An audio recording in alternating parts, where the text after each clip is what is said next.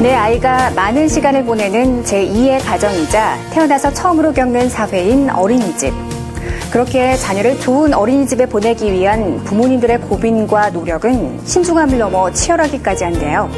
반면 정확한 정보의 부재와 정보를 습득하는 과정이 체계화되어 있지 않아서 어려움이 많습니다. 그래서 한국보육진흥원과 저희 육아방송은 어린이집에 자녀를 보내야 하는 부모님들께 도움을 드리고자 어린이집에 관련한 전반적인 내용을 담은 어린이집 길라잡이를 마련했습니다. 오늘은 그 첫 번째 시간으로 어린이집이 아이를 키우는 데 있어 어떠한 역할을 하고 있는지 알아보도록 하겠습니다.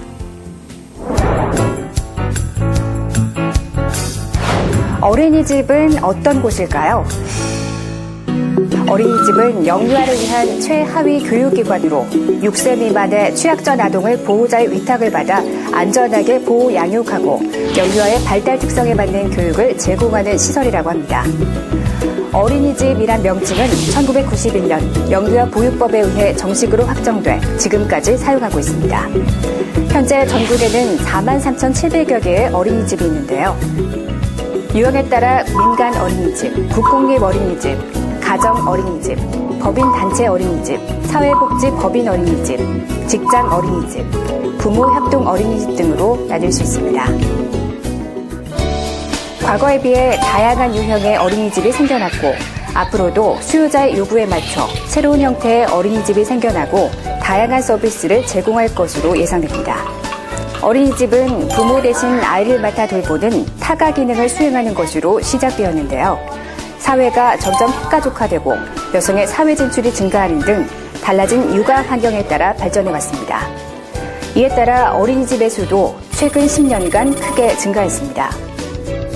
현재 우리나라의 맞벌이 가구는 전체 가구의 42.9%를 차지하고 있고 근로자의 하루 평균 근로시간도 8.7시간에 달하기 때문에 과거처럼 육아에만 전념할 수 있는 전업주부로서 살아가는 것이 거의 불가능해졌습니다.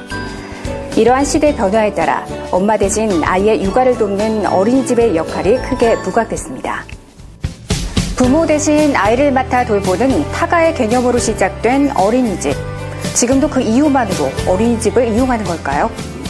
아무래도 공동체 생활을 처음 배우다 보니까 질서 같은 것도 배우고 또 양보 그리고 협동심 같은 것도 배우고요.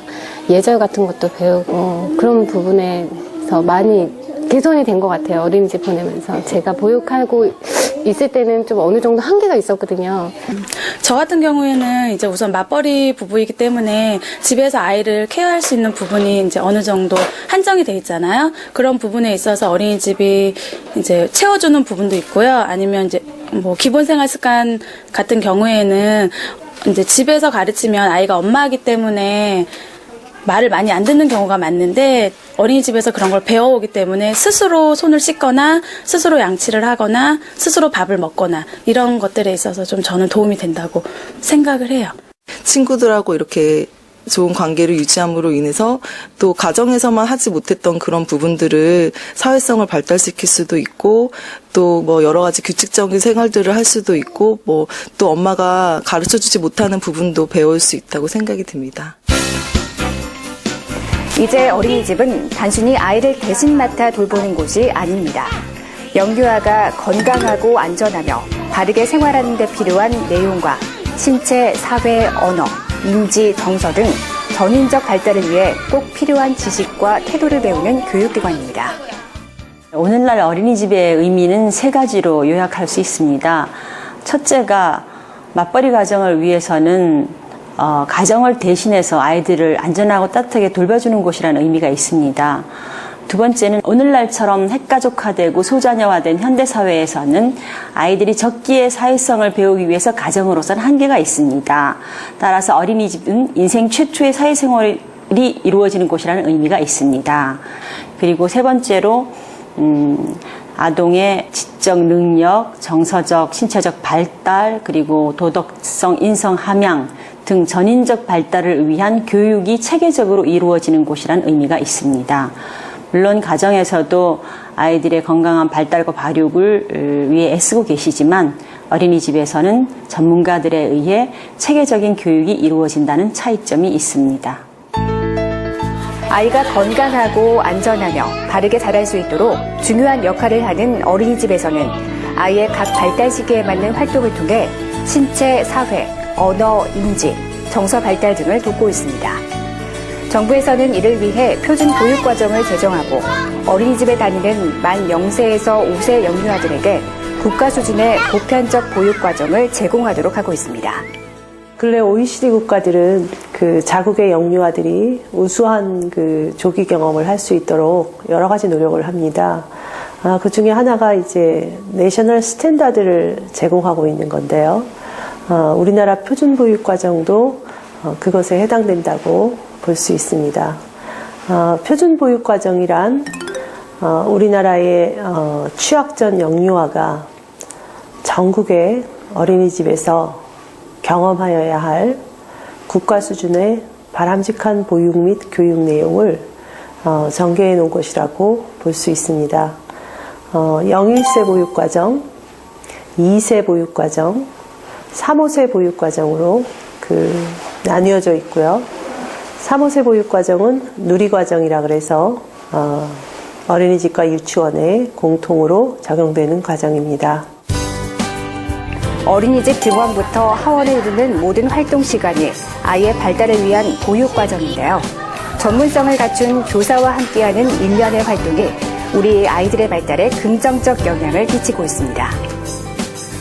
내 자녀가 정말 자기 또래의 다른 아이들하고 만나면서 사회성을 더 발달시킬 수도 있고 또 자기보다 나이 많은 형아나 누나들을 만나면서 더 말하자면 영향을 받을 수 있는 것이죠. 그래서 흔히 부모님들이 생각하는 것처럼 어린이집은 그 아동의 사회성 발달이 굉장히 좋은 그런 기관이라고 생각이 됩니다.